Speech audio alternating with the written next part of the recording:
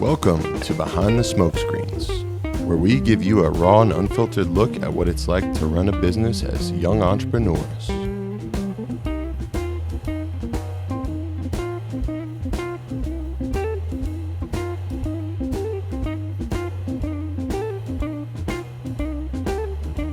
In our line of work, we have the pleasure of creating relationships with a variety of characters. Influencers, athletes, models, digital media gurus, CEOs, and industry experts. And we'll be inviting them on to share with you. Sit back, grab a sip and a smoke as we take you behind the smoke screens.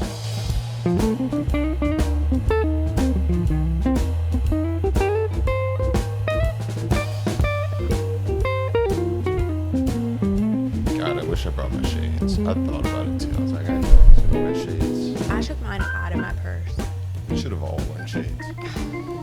Anyways, welcome to another episode of Behind the Smoke Screens. I'm Philip Siegel. This is Laura Clark. Hello.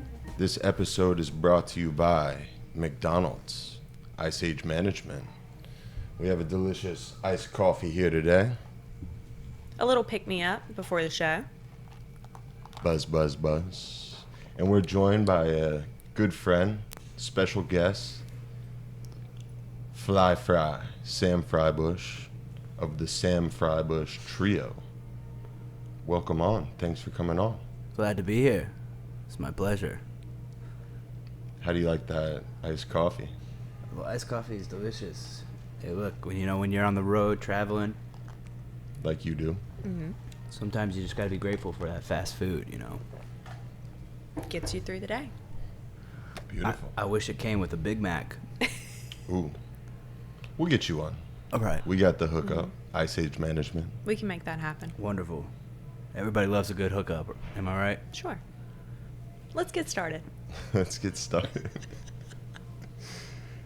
So, Fly, tell us about what's going on right now in the life of the trio, the life of you. What's the happening today? Well, I just released a new album. It's a dual double disc volume compilation, and we're just riding the coattails of that a little bit. It's gotten some great press, some great articles, some great podcasts and reviews, and we got live shows coming up. We got all different types of stuff we're working on right now, selling vinyl, merchandise, and just lucky to be working and happy that people are really digging the music. Where can we find these albums? Well, the digital streams are available anywhere that you listen to music, so Spotify, Apple Music, etc., YouTube, and the physical copies are available for purchase on my website, samfribush.com. Ooh. Which got started this year, and it looks really great. Yeah, we shout out samfribush.com. You can purchase the vinyl records there, a digital download of the records, and find out a little bit more. It's looking really nice. Got a bio and videos and all that stuff. Cool. Yeah. So for people who may not be as familiar with your music, tell us a little bit about how you got started and kind of what that took to get into the space that you are now. Well, it's been a long journey. I started when I was just a kid. Mm-hmm. My parents are both artists, musicians of the sorts, and my brother is a musician as well, so I grew up in a musical family. Mm-hmm. And it's been basically that since I can remember. I never just kind of kept moving forward and never looked back. I had a lot of great mentors when I was a kid. Actually, being born and raised here in Greensboro, I got to work with some great local musicians. I went to Weaver Academy, which is performing arts high school downtown, and I went to college at the New England Conservatory of Music in Boston. So that was pretty cool. And then I moved to New Orleans, which is obviously a very happening music city. Sure. And just been lucky. Went on the road first when I was 19 years old with this band Dawn of the Buffalo, which is kind of a jam band, and The connection was through a local Greensboro guy who plays keys in the band. So that was a freaking awesome trip. We went down to Florida for New Year's Eve, played 2 nights at this place, Skipper Smoke Shack. I don't know if it's still there anymore. Mm-hmm. What city?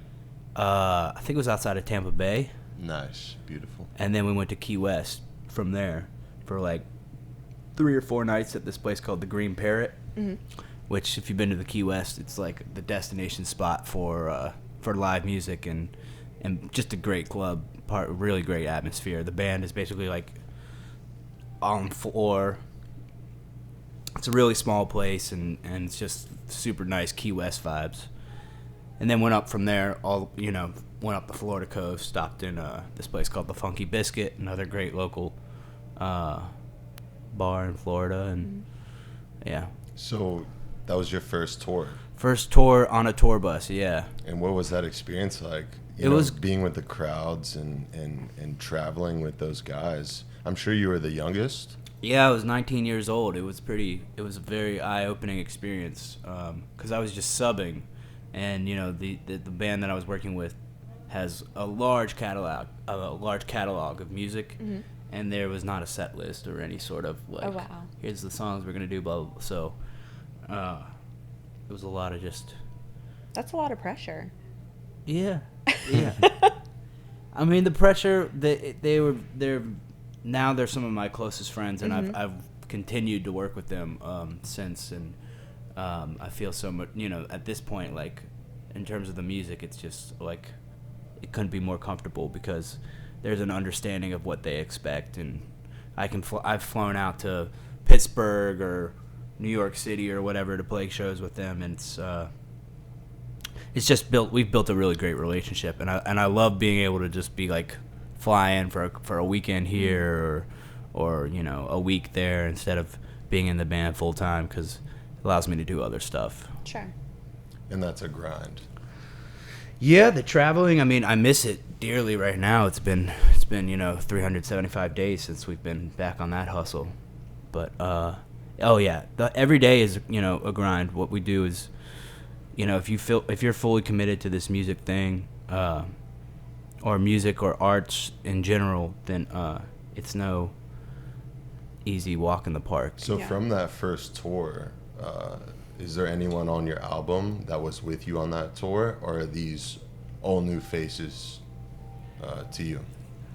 Yeah, the album is completely new. I had no idea that I was going to be making an album this year, actually. When the pandemic hit, I moved back home here to Greensboro, and that's when I met my friend Charlie Hunter now, who produced the record and plays guitar on it. He's a world-renowned guitar player, recorded with Frank Ocean, John Mayer, D'Angelo, How did you Nora get hooked Jones. up A mutual friend introduced us. He came over, and we just hit it off right away.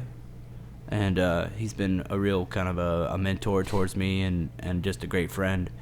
And we basically played together at least a couple times a week since I moved back to town. So when he approached me about making the record, I was like, that sounds awesome. And we hired our friend Geoff to play drums, who is a New Orleans drummer, but actually born and raised here in Greensboro. He's got quite the resume, too. He's been on the road with Ellis Marsalis, who's Wynton's father. Wynton runs Jazz at Lincoln Center in New York City. They're like a very, well-esteemed jazz musical family. And so, yeah, this is all brand new musicians, brand new repertoire, and just excited to be riding this wave, So, I'm sure the listeners are wondering, like, I don't want to get too much into Charlie Hunter, but Sure. what is this guy doing in Greensboro? Like, he's world-renowned. Yeah. Like, he's accomplished all these things. Why Right. is he here? And, is he kind of mentoring you, or was it just like a pure connection? Well, he had been living here for a couple years before I came back. Him and his family had decided to relocate from the Jersey area. They were just looking for a more relaxed pace of life, and ended up settling on in Greensboro, which is pretty cool. We're hoping that more people start to do that, you know. Yeah. So it was really just a matter of chance in a way that he happened to locate to Greensboro, and that our connection happened to be such a good fit. You know, we really connect musically in a lot of ways. Even though he's in his 50s, you know, we're into the same type of music, and it's incredible. I mean, his name, you know, what he did on that D'Angelo record, Voodoo, which was like a kind of a generational record for a lot of people in the jazz world. Mm-hmm. So that was kind of like his big moment, you know. Is it weird being back in Greensboro after you've been traveling for so long? I mean, have you been recognized by anybody that maybe you went to high school with? Or? It's been really great. I'm really Yeah. I'm really happy to be back in North Carolina. Yeah, just to be around my people that I grew up with, like Phil, and just different people who've kind of watched my career up until this point. I think are really excited to have me back home, and yeah. So I was doing a little research pre-interview, and I wanted to ask about this cease and desist letter that you guys got as an early group. Tell us a little bit about that. Well, my first group was a band called the Pink Flamingos. Mm-hmm. And it was me and my best friend, next door neighbor, Gray Johnston, who played the drums. And we had a rotating cast of bass players, but I was playing primarily steel drum at this point, steel pan, the Trinidad Tobago traditional kettle drum. And we were rocking that, and we were like little kids, and everybody thought it was cute and awesome. And I used to joke that was like the height of my career. We had gigs all over the place. It was pretty funny. I mean, you know, the dads were involved, and we were rocking it for a while. We had a really great teacher named Tracy Thornton, and who's another local guy. He used to run this group called Sons of Steel. Some of your listeners might be familiar. That was like, I guess, in the early 2000s. But they were based out of Greensboro, and they would tour the country. And so anyways, the Pink Flamingos were doing their thing. We had an album out. We had a little bit of press, blah, blah, blah. One day we get a letter from this random group in Arizona. Mm-hmm. And they said, we're also the Pink Flamingos. And it was basically a cease and desist, like threatening to sue us if we didn't change our name. Did they know you guys were, I'm guessing, like 13? Yeah. I don't know. We kind of like, we're just like, okay, y'all are crazy. And we changed our name to the Hot Pink Flamingos. Got it. That's just, when I read that, I was like, I've got to know more about this. Because, one, it was so funny to me that they were concerned. But two, I don't even know, how did they seek you guys out? How did they find you? Were they just Googling all day long and happened to come across this I don't know. band of 13-year-old boys?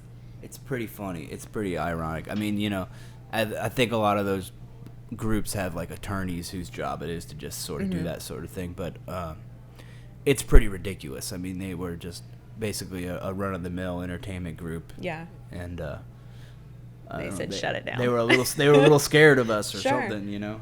You guys must have been getting too many gigs at that point. I don't know. Did that hurt your brand there? You know, it definitely did. I mean, looking back on it, you know, it's like... I bet that put a real damper on your 8th grade dance. I'm telling you what. I mean, you know, the Hot Pink Flamingos. I mean, come on. We made it work. We took it in stride. It's, you know, it's kind of what I've been saying is you just gotta keep moving forward. You know, there's gonna be adaptability and move on. is the name of the game. You got it. Yeah. So how's the experience been? You know, you were living in New Orleans, the pandemic hit, and you had to move back here. What was that transition like? How did you deal with the emotions and feeling, you know, trapped or kind of lost? Like tell us about that experience. Yeah. Well, I'm sure, I mean, I don't know if mine was particularly unique. I think we all kind of went through this, you know. This just kind of that feeling of like not knowing what was around the corner.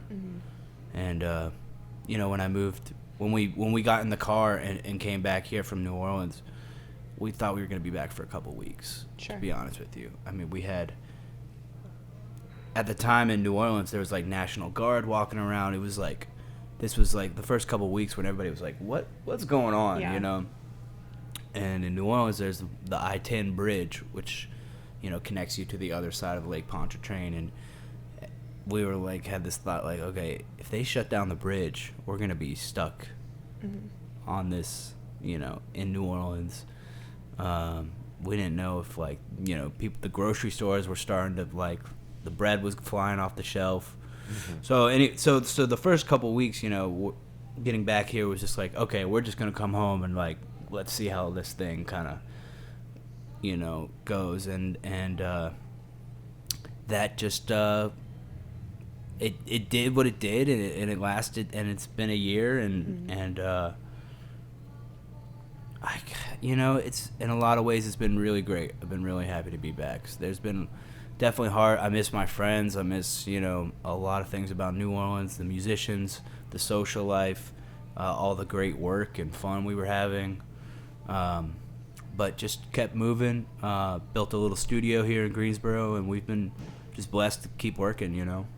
Are you planning on going back to New Orleans maybe in the near future? I'm not planning on moving back there anytime soon. Wow. Yeah, Okay. I've had some really great opportunities kind of arise in the area, so just going to see where that takes me for now. Yeah. Where are you from? Me? Yeah. Madison. Madison, North Carolina? Mm-hmm. Okay. That's like outside of Charlotte, right? No. It is headed up towards Virginia. Oh, cool. McMichael? Got you. Yeah. Yeah, I play up in Virginia every Sunday at a church in Danville. Oh, I know where that's at. Yeah. Okay. Danville. It's right over the Virginia border. Uh-huh. They're building a MGM casino there. It's going to be Heck really yeah, nice. they are. Yeah. That's going to be tight. Dan Vegas. I love it. Yeah. I hope that's not what they call it. No, they don't call it that. No, They might. They might, yeah. You never know. Yeah, we'll have to get you some gigs up there. Well, yeah, like I said, I'm there every week. I play Hammond organ at a church there called the Kingdom Worship Center. The Hardys in Madison used to do live music on Saturday The nights. Hardys? Yeah. Oh, come on now. I will true. say that Cookout there in Danville might be one of the best I've ever had. Do they have the quesadillas?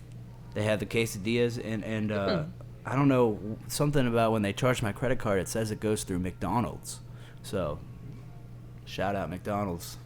I'm hooking up the Cookout in No Danville. free ads. ICH manager. What's your cookout order? Oh, shoot. I usually do a Cookout-style burger tray with Okay. Cajun fries and a Cajun wrap. Okay. Not the chicken ranch wrap, Uh-huh. just the regular Cajun wrap. Got it. And a large unsweet tea with lemonade. Ooh, smart. I That's- love the Arnold Palmer. That's my go-to Cookout order right there. You don't splurge and just make it a shake and really, if you're going to Well- be there, just go full 9. Unfortunately, it's kind of like a weekly thing at this point, Oh, so okay. I can't really hit the milkshake every time. Yeah. Got to choose your battles. Yeah. That goes straight to the hips. So when are you going on tour? Let's hear about that. I've heard some rumblings that you'll be traveling around, doing some appearances. Let's hear. Yeah, we got some really great local shows coming up. I'm not sure when this is going to air, but we're playing on April 17th at the Ramcat in Winston-Salem, which is like used to be Ziggy's, owned by the guy who ran the Garage in Winston-Salem too, which is another great local music spot. So yeah, a lot of venues are opening up. I mean, the Ramcat show is only at 25% capacity, I believe, maybe 30% capacity. So it's kind of more like a supper club, I want to say, like dinner and a show sort of atmosphere, everybody's in pods of 4 tables and stuff, or 4 to 8 people. So we're really looking forward to that. We played a great show in Charlotte last Saturday at the Middle Sea Jazz Club. run by some local friends of ours down there. It's a really, really high-end quality jazz club. Kind of reminds me of like clubs that I used to go to in Boston. So that's nice to have in Charlotte, and we had a really great reception down there. Played 2 sets and sold out. Maybe not sold out, but they were both, at capacity, and that was really great. We're playing a show in Pittsburgh, opening for a great New Orleans band called Galactic. It's going to be outdoors at a festival site called Chicory Hills. Very cool. Ooh, So that'll be great. that's a big deal, right? It's going to be really fun. I've been, that's one that I'm really, really looking forward to. It's a great publicity for the Sam Fribush Organ Trio. It's just going to be a great show all around. Really, really high-end musicians and band coming from New Orleans. And it's outdoors, so what's the capacity like there? Do we know yet? It's going to be like, think of like a festival, but just the main stage. And the main stage, you got a big field, and they're going to have people spread out, but it's looking like it's going to be a pretty decent crowd. Sweet. Yeah, so Yeah, feeling good about that. people are itching to get out and go to concerts now. Oh, yeah, absolutely. And especially one outdoors. Just got to hope for nice weather, but definitely keep your ears peeled. As of right now, we're just trying to keep it local between the Triad, Greensboro, Charlotte, Winston, maybe some in Virginia, but there's really just trying to build up a strong fan base of hopefully some younger folks, hopefully some people who are interested in checking out music that's not necessarily just country music or pop music or, whatever people's go-to is around here. We're offering something a little bit different, It's not quite jazzy. It's not just a jazz trio. It's more kind of like funk, soul, R&B. So, just hoping that we can build some fans around here who are down with that kind of stuff. Yeah. Yeah, we stream it every day on our patio, Oh. and we stream the whole album, and it's just on repeat, and people are loving it, dude. Amazing. Yeah. I can't thank you enough, dude. That's so sick. So you've released on all these platforms. Where would you say your biggest, where the biggest listeners are? Sure. Or location?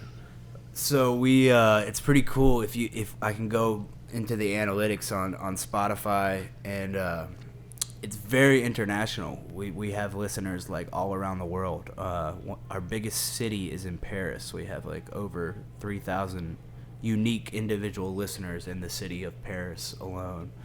So don't ask me how that happened, but it's pretty sick. And hoping to book a little European tour at some point. But Spotify has been amazing. They put us on a bunch of their editorial playlists, which are have thousands and hundreds of thousands of listeners. So that really helps boost the streams. And Do you look at what playlist you're added to? Yeah. Anything that's kind of caught your eye? Anything that's like stood out? Well, yeah, we basically in the first month we're playlisted over 5 times on a bunch of new jazz playlists. Oh. Some funk, some jazz and funk, but they're Spotify curated playlists. Yeah. So they have built-in listeners basically. Got it. But yeah, that's great. We're over 100,000 streams on one particular song, which is Spanish Joint. So that's pretty cool. I guess that's our hit. Yeah. Yeah, so let's hear the story behind that. Okay. Because I was on the patio the other day, and this dude was going nuts. Right. That you guys had created something that was similar to another R&B artist, right? Yeah. Mm-hmm. And I didn't really understand what he was saying, but he was just going off, and he was loving it. Really? Yeah. Very cool. Yeah, I mentioned this briefly, but D'Angelo, the neo-soul R&B artist, recorded a record in 2000 called Voodoo, and Spanish Joint was one of the title tracks off that record. So our version of Spanish Joint is a cover of that. But what's interesting is that the guy who's playing on my record, Charlie Hunter, the guitar player, plays on the original. He plays like guitar and bass. He plays this crazy hybrid guitar where he holds down bass and guitar on the original recording. Wow. So like you can hear D'Angelo say on the microphone in the middle of the recording, like, Charlie, you know, because he takes a guitar solo. So anyways, that's a huge record, but some people aren't familiar with it, and they also just, it's kind of cool to watch people like gravitate towards that song in particular off my record, just because it's got a really nice feel to it. And we recorded it in one take. Wow. Yeah. Wow. Yep. How rare is that? I think it depends. For the way I like to produce music, and from my standpoint, we're always kind of going for that live feeling. Mm-hmm. So that's why I feel like we've been really successful with this record, because it kind of feels like you're in the room listening with us, you know, because it's all just very organic. Right. Mm-hmm. But usually that's very rare. I mean, you know, usually the stuff that you hear on the radio has gone through hundreds of different malutations and producers and different things to make it sound crisp and clean and perfect, you know. And my record is not perfect by any means. It's kind of just very raw. Mm. Was there ever a time, especially maybe in the last year when things were kind of changing, where you ever thought that you didn't want to do this and that you wanted to step away? No, luckily, I mean, it's just been a really incredible year. I feel really lucky that we have just been continued to push forward. Yeah. And opportunities continue to arise, and it's just a great feeling, and good position to be in, and really happy with the way that this record sounds, and it's my first release under my own name, and so it's just all good things. I mean, I've had to sacrifice a lot for what I do. Yeah. And I love the grind, though. I mean, I'm a workaholic, really, for better or for worse. The entrepreneurial mindset. I think we all feel that. Yeah, 100%. So what's it like, you know, getting all these inquiries and dealing with the marketing and Spotify and all the back end shit that people don't see, you know? Because have you ever had to deal with that before? That is the real hustle. I mean, I'm sending out a lot of emails, keeping up with a lot of different clients, working on all different types of things. So I am getting a little backlogged. It is stressful. Some ways it would be good if I had like a team of people that I could reach out to, you know, marketing management or you know, artistic management, somebody who could like put another ear on you know, because there's so much great music and content that we're starting to build up, and it's like hard to figure out how to roll that stuff out. Yeah. That's a lot to keep up with. Yeah. I'm really interested to see what happens once I get my vinyls here, and how I'm going to get those overseas. I've sold about like approximately 30 to 50 records internationally, mostly in like the Netherlands and the UK.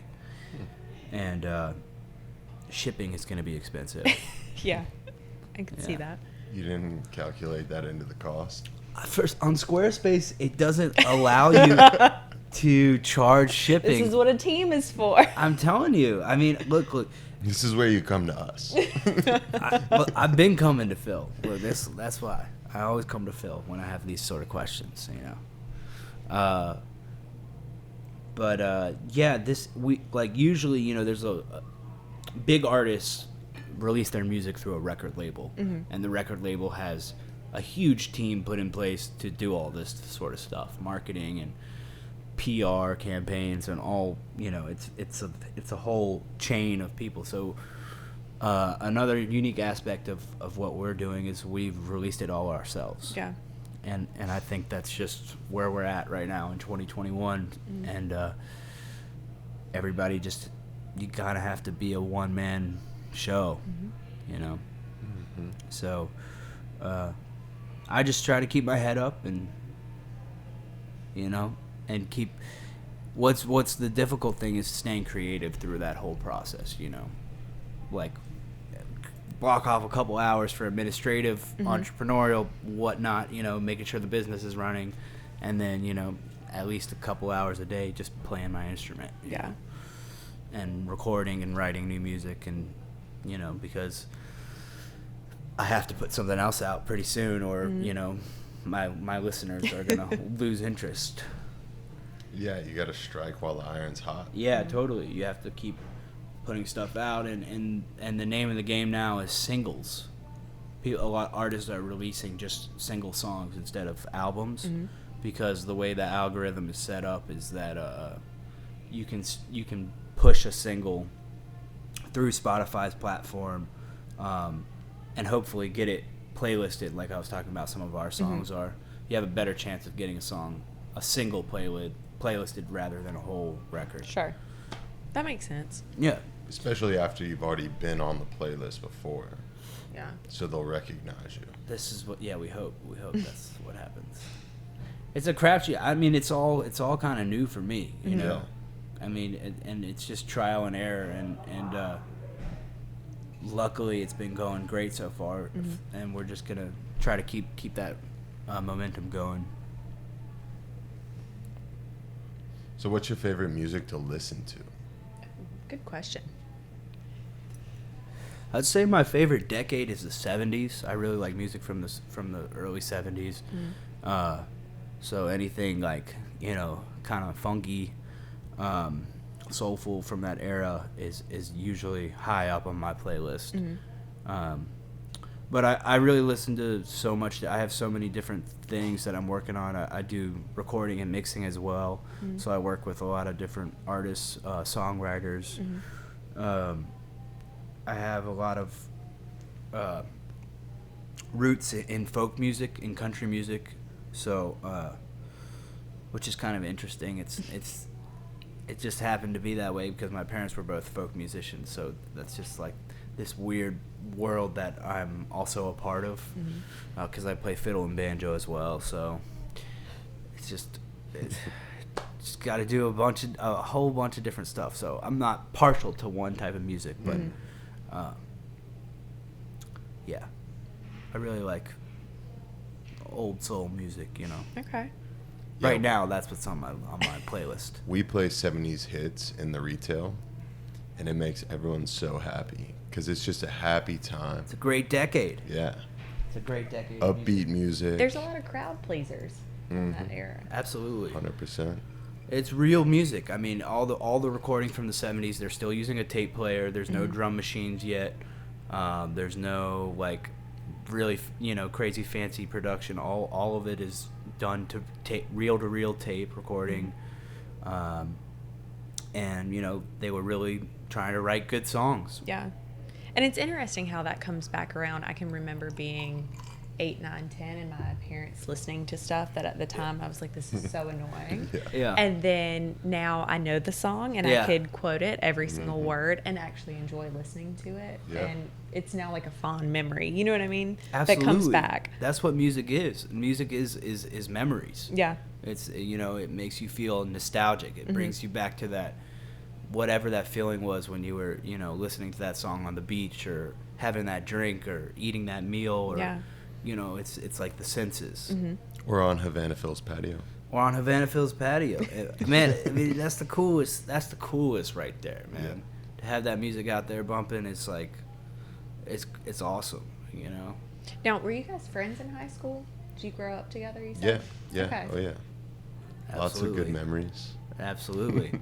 East Coast Wings every Monday night. Yep. Wow. Did you guys Insanity do that wing wings. challenge Yep. where We basically, it was me and Phil Michael's job to make whoever was out that dinner with us to eat this insanity wing. And we'd film it. We still have the footage. Is this during your meatball sub phase? No, this was after. Meatball subs. We had Phil's uncle on, and all he could talk about was this big phase that Phil went through where all he wanted to eat was meatball subs, and I guess he was a little Can't blame you. I was a thicker chunkster at that time. Mm-hmm. Look, Phil was always different. He was always a different cat, and he had his mind on being where he is right now. Oh, I don't doubt it a bit. Even when he was when we were just running around in the backyard. Eyes on the prize. Eyes on the prize. That's why I think that's why we always connected, you know.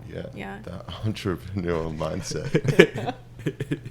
No, it's great, man. It's full circle to be back and you know, have one of my closest friends, you know, being around the corner from my house, running a great business, a great location, and he's been really helpful. You know, Phil, you've been really helpful for me. You know, booking us here.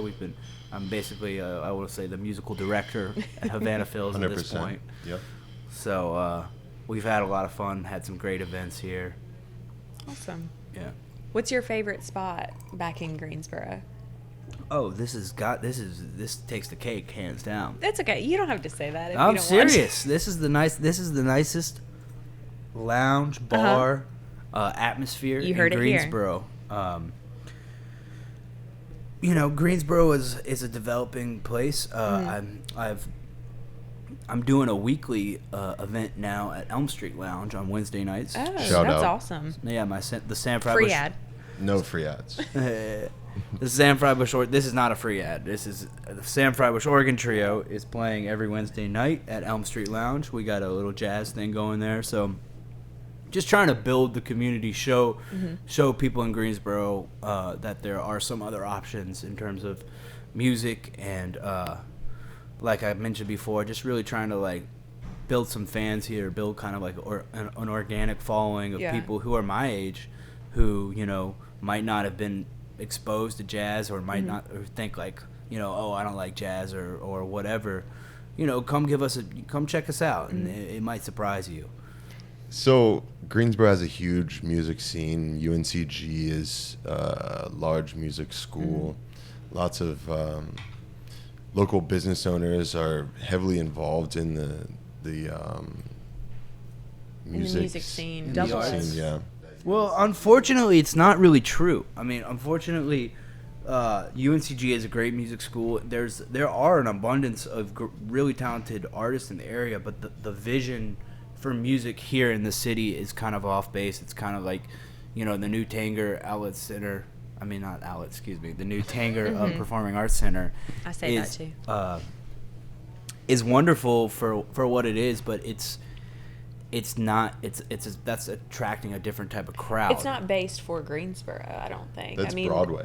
It's bringing in everything but. It's perpetuating the thing that we have going here, which is that you have some wonderful patrons, but, you know, they're usually over the age of 50, and, you know, they buy season tickets and they like us. And anyways, you guys understand the person I'm describing, but like, we're just trying to make it a little bit easier for like the younger generation to go to like be like, yeah, Greensboro is a really cool music town. Like, how can we make that more? Well, but I like what you said earlier about like your music is just kind of like raw and it is what it is, and I feel like that type of crowd, like something that's a little more refined and has been practiced and, you know, is perfect when it comes out. And I feel like our generation is more about the authenticity, like, let's see what you really came up with and how it comes out. Absolutely. I mean, we're jamming on the spot. We're improvising, creating a unique experience every time you come and hear us play. Yeah. And it's not going to be the same twice. And, you know, that sounds exciting to me. And I think other people can get down with that sort of atmosphere, you know. Which brings me to my next point. I've been really pushing Phil for a karaoke night, and he's just not behind it. So I think now we have to do it. I don't know. We're on the same team. Could you see us having a karaoke night here? Don't you get like Josh Turner vibes? Like, look, everybody loves a good karaoke, but you know, just go to the karaoke bar if you're gonna get some karaoke. It's not a go to Stumple's on Monday night. It's not a karaoke bar. It's a karaoke night. A karaoke night.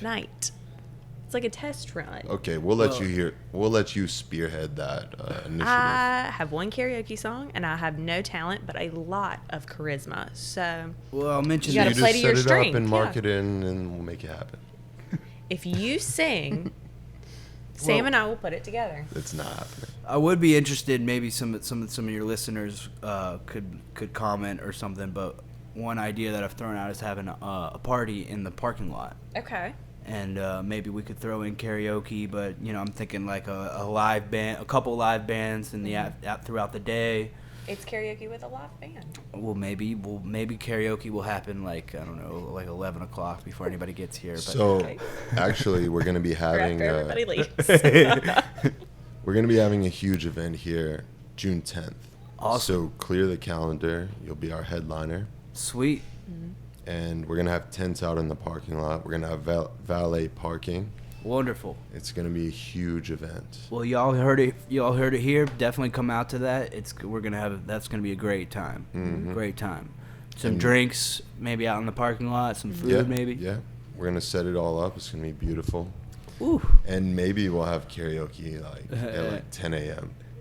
Do you like yeah. Besides the karaoke, maybe you have some vendors out there selling jewelry, Okay. or you could be into that sort of thing, right? Good. I'm into that sort of thing. Let's circle back to my karaoke What are you, idea. gypsy? Whoa! I didn't say all that. Wait a minute.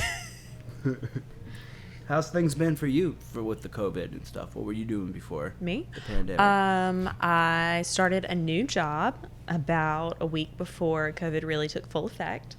So I spent the first 3 months of my job just kind of working solo. Right. And learning what I was doing. And basically when my job opened back up, it was totally different than it had ever been before. Oh, wow. So it's definitely been a learning curve, but it's been really successful. And I would say probably within the last 2 months, with people getting vaccinated and kind of things opening back up, we have started to get... I'm vaccinated. Hey, both shots. Mazel. Thank you. I get my another shot in 3 weeks. 2 weeks? Yeah. Something like It's that. cool we're vaccinated. Yeah. Okay. Well, It does feel good. It is a relief to feel to have some sort of security. yeah. We're getting back to a little sense of normalcy. Yeah. Is that a word? Normalcy? Yeah. Normalcy, yeah. Yeah. Yeah, it's definitely a good feeling to be back playing in front of live audiences. To be just to feel a little bit more comfortable out, being out, and I'm just happy some of the older generation is getting their vaccines too. So that was my main concern throughout this whole thing. It's just been taking care of our parents and that sort of thing. Yeah, absolutely. Absolutely. Any last questions, Laura? No? You sure? No? You gotta say yes. Oh, okay. Yes. What's my last question? Pop culture something. What's on your playlist right now, Laura? I have 4 good ones. The Spanish joint. No. I mean, I did listen to all your music today. But Bad Bitch Records, that's... Bad Bitch Records. Yeah, that's like your good time playlist. That's your playlist. Yeah, that's like your get hype. Crowd pleasers. Dig. That's when you want to go to a party and you really want to show off. You got a good playlist going. Right. Crying about boys you didn't date. Oh. It's a sad one. Gotta send me that one. Yeah, it's a good one. It gets you in your feels. Just get you right there and get you going. Is that a lot of Taylor Swift? No, but we're about to add the whole album because I listened to it today. And happy songs for sad people. So Nice. it's happy with an I. Really puts a little twist on it. So what's an artist on one of those playlists that you think the listeners? Because I'm not sure if Phil's listeners get down with Justin Bieber and He's not on any of my playlists. Taylor Swift. That new album is fire, though. It's all good stuff. It put me in my emotions today. Today on my way to work, I listened to Young Jeezy's Pressure album. Now the listeners are gonna get down with that one right That's there. usually what I listen to in the morning when I'm on my way to run a luxury hair salon. Is that what you do? Yeah. Oh wow! Yeah. I like you put luxury in there. It is a luxury hair salon. I can dig it. But I listen to... It's all about the experience. Yeah. Right. I start with cold pressure and just work my way through. And then if I'm feeling really frisky, I throw on Magic City Monday until I pull into the parking lot. So, Right. yeah. Wonderful. And then I hit Taylor Swift. And isn't it amazing what music will do for your soul and your mind and just get your whole day going right? It gives me that little boost of serotonin that I really need to make it through. Absolutely. You can dig it. Beautiful. Well, definitely check out the Sam Fribush Organ Trio in Greensboro. Check us out on May 22nd in Shikori Hills, opening for Galactic. And just go to samfribush.com and keep updated on where we'll be. Mm-hmm. Follow them on Instagram, Twitter, Spotify, Snapchat. LinkedIn. At FlyFry. At Fly. It's fly_fry, right? Yes. F-R-I, Fribush. Yep. Beautiful. Thanks for coming on. My pleasure. Happy to be here. We're excited to see what happens in the future. Yes. You'll have to come on again anytime you want. Wonderful. I'd love to be. Who do you guys got coming up next week? It's a surprise. Stay tuned. Stay tuned. We're gonna have to come to a show. Yes. That'd be great. All right, man. Thanks for coming on. This has been fun. Love you guys. Love you guys.